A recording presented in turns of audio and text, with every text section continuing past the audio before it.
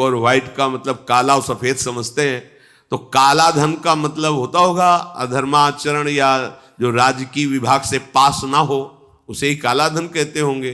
तो काला धन काला ही रहता है, कोई व्हाइट नहीं कर सकता उसे।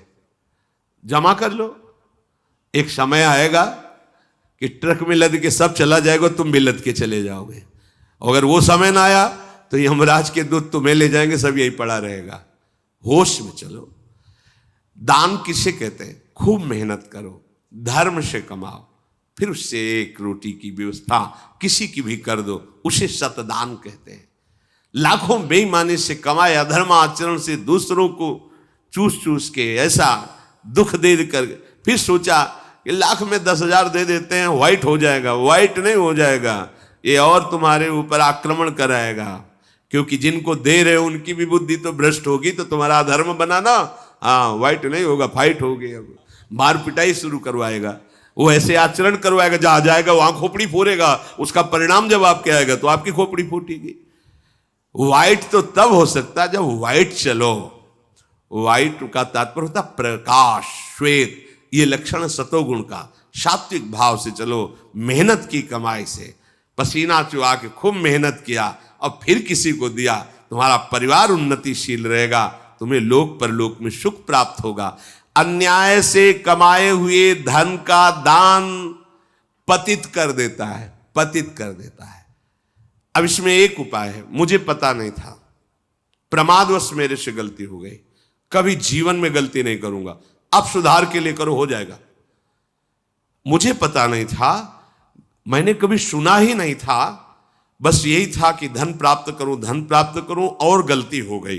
अब मुझे पता चला कि मैंने गलत किया है, तो आप अब लो नशानी, अब ना नशे करो, गौ सेवा, संत सेवा, ठाकुर सेवा, गलती आगे से नहीं करूंगा। ये एक सूत्र बहुत बड़े, अब लो नशानी अब ना नशे, ये सबको पावन कर देता है, सब कुछ पावन कर देता है। पर ये ऐसा नहीं कि हम 100 कमा रहे हैं बेईमानी से तो 10 देते रहेंगे तो 90 व्हाइट होते रहेंगे, ऐसा कदापि कहीं नहीं लिखा। ये शास्त्र है, तस्मात् शास्त्रम प्रमाणन्ते। कई बार लोग प्रश्न करते हैं इस विषय का, ध्यान से सुन लो। अन्याय से कमाया हुआ धन अगर उसे हम दान भी करते हैं तो वो पतित ही करेगा, गिराएगा ही, किसी काम का नहीं है।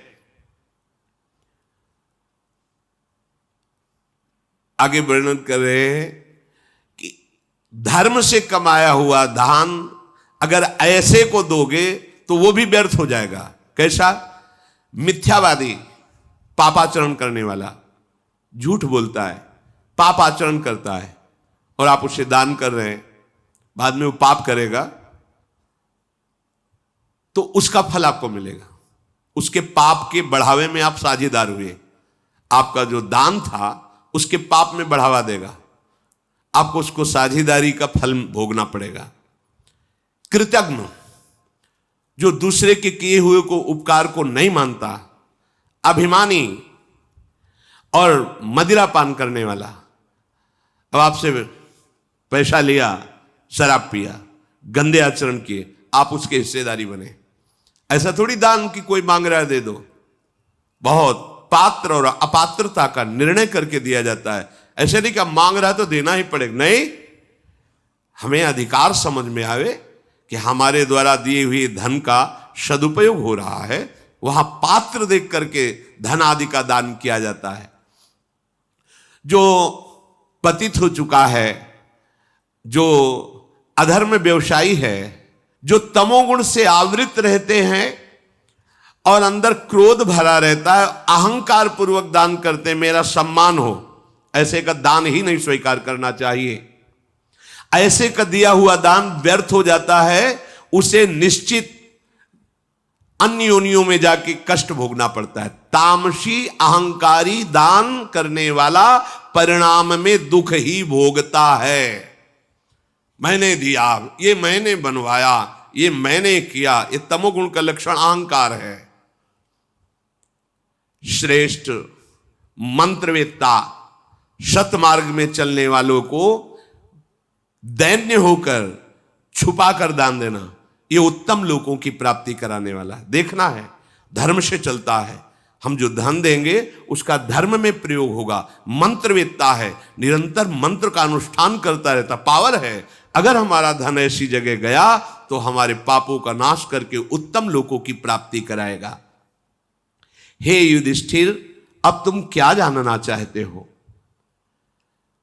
तो वो जो 4 वर्ण है, क्या सभी को दान ग्रहण करना चाहिए या किसी विशेष धर्म पालन करने वाले को ही दान देना चाहिए? इस विषय में मैं जानना चाहता हूं।